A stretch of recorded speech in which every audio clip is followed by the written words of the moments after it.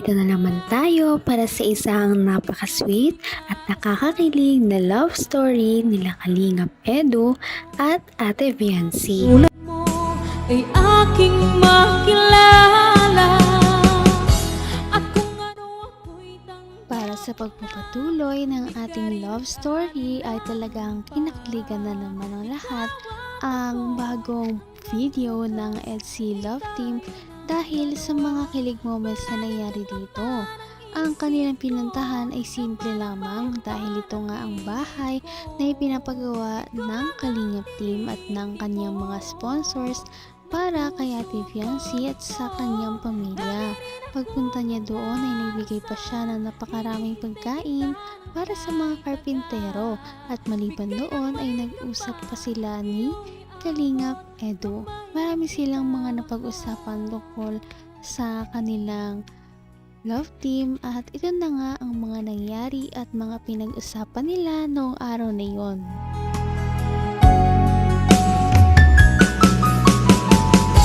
ang nice ko lang. Ang ganyan sa amin. Nakaingit. Nakaingit ka. Tapos, kape-kape ka. Invite mo naman ako pag mga gano'n, ha?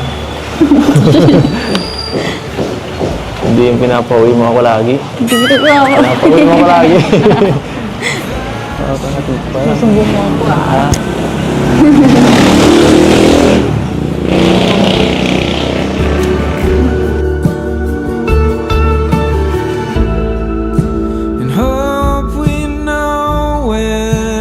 Hindi ko pa talaga akalain na magkakawato ng ganito kalaking bahay. Huh?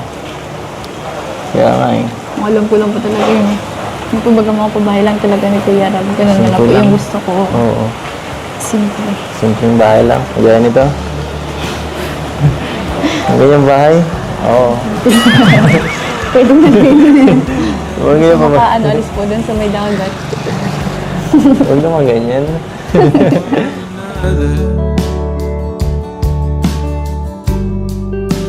Just another project.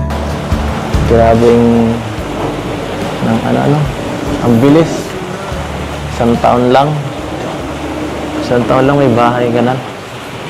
Pinaghihirapan to ng iba. Tapos, instant. Grabe. Pangarap to ng iba. Mayroon ka na. Diba? Di mo na ito problemahin. Pangarap ko lang din. So, may bahay ka na. Wala na. Wala ka na. Baka di ka naganahan yan. Di ka naganahan sa ibang ano mo. Di ka na ma-motivate. Okay na ako dito. Pambihira. Sila na lang ako dito sa bahay ko. Ano Gusto ko sunod pa rin po mo? magkaroon ng yung sarili ko. Alam naman natin lahat na ang talagang ultimate na pangarap ni Ate Viancy ay ang magkaroon sila ng sarili nilang bahay na malayo sa dagat dahil ito nga ay nagdadala sa kanila ng anxiety dahil palagi na lamang silang nag-aalala tuwing yung mga bagyo ay baka maapektuhan sila. Naghihirapan to ng iba. Tapos, instant. Grabe. Pangarap to ng iba. Mayroon ka na. Diba? Di mo na ito problemahin. Pangarap ko lang din. So, may bahay ka na. Wala na. Wala ka na. Baka di ka naganahan yan. Di ka naganahan sa ibang ano mo. Di ka na ma-motivate. Okay na ako dito. Pambihira. Sila na lang ako dito sa bahay ko. Ano Gusto ko sunod pa rin po mo? magkaroon ng yung sarili ko. Sarili ano. Sa bagay. Ano sunod na pangarap mo? Siyempre, Siyempre, pagka matapos ito, may kasunod na yan. Hindi ka siyempre matigil. Pero gusto ko tayo makapagtapos sa pag-aaral. Gusto mo. Bago ikaw ang pangarapin.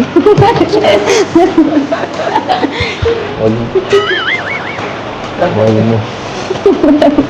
Tangingig. Pinagluloko mo ako eh.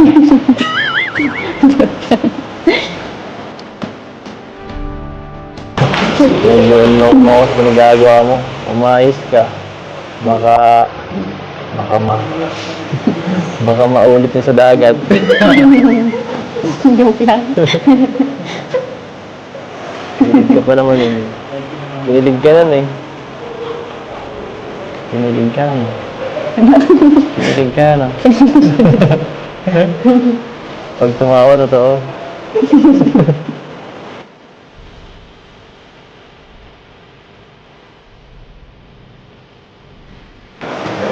Anong naramdaman mo nun? Siyempre, Kung ano ka? Kung nabiyahan ka ng halik. sinasatan. Bahala ka dyan. Nalalapit na ang pagtatapos ng pagpapagawa ng bahay kila Ate Viancy.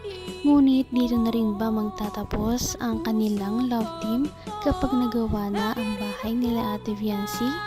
Sana nga ay hindi matapos ang kanilang love team kahit na magawa na ang bahay nila Ate Viancy. At yun din naman ang inaasahan ng kanilang mga Kita mahal. Kagabi. Ha?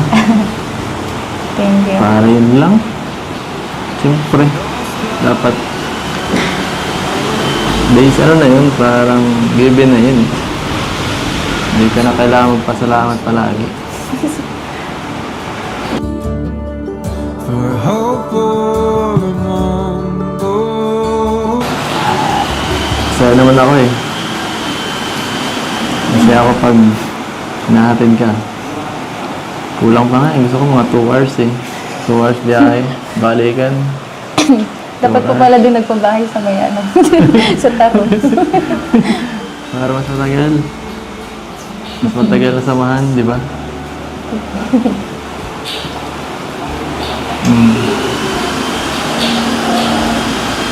Hambang buhay na akong driver na yun.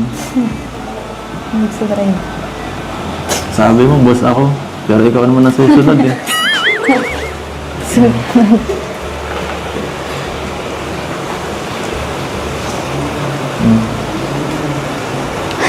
Anong masasabi mo?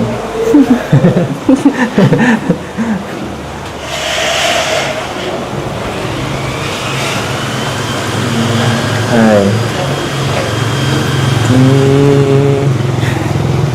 Ganda naman dito sa kwarto niyo, no? Nakaka-relax dito.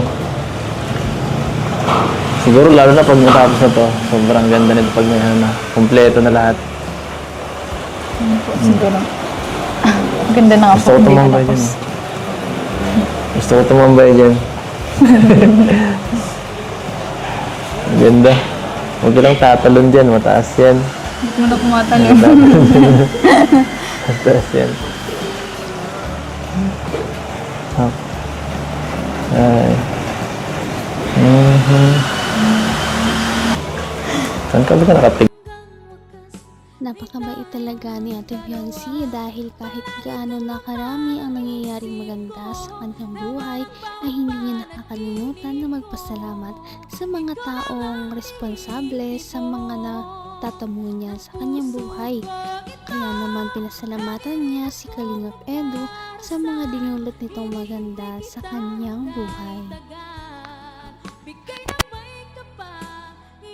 Abot kamay na kita. Hindi yung pinapauwi mo ako lagi. Hindi ko ako. Pinapauwi mo ako lagi. Napakatid pa. Sumbong mo ako. Ha?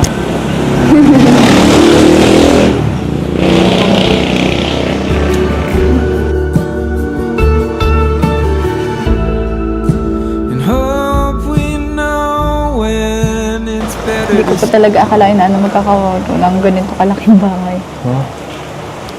Kaya nga eh. Ang alam ko lang po talaga yun. Yung kumbaga mga pabahay lang talaga ni Kuya Rab. Ganun na lang Simple po lang. yung gusto ko. Oo. Simple. Simpleng bahay lang. Kagaya nito. Ang ganyang bahay? Oo. Pwede na rin. Huwag ganyan pa ba? Maka ano, alis po dun sa may dagat. Huwag naman ganyan. another. Are we just another project? Grabing ng ano. Ang bilis. Isang taon lang may bahay ka na. Pinagkikirapan to ng iba. Tapos, instant. Grabe. Pangarap to ng iba. Mayroon ka na. Di ba? Di mo na ito problemahin. Pangarap ko lang din. So, may bahay ka na. Wala na. Wala ka na. Baka di ka naganahan yan. Di ka naganahan sa ibang ano mo. Di ka na ma-motivate. Okay na ako dito. Pambihira. Sila na lang ako dito sa bahay ko. Ayan.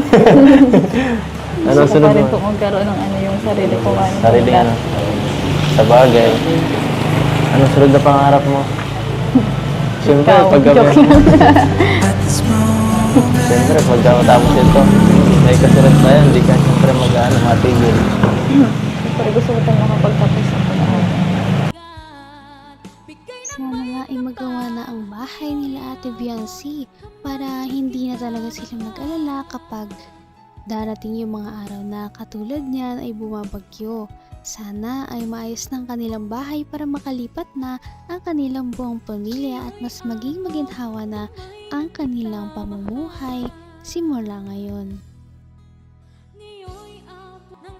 Napaka-sweet talaga nila at napakabait ng tambalang ito kaya maraming sumusuporta. Kaya naman, sana ipatuloy natin silang suportahan at mahalin si Viancy, si Kalingap Edu at ang Kalingap team.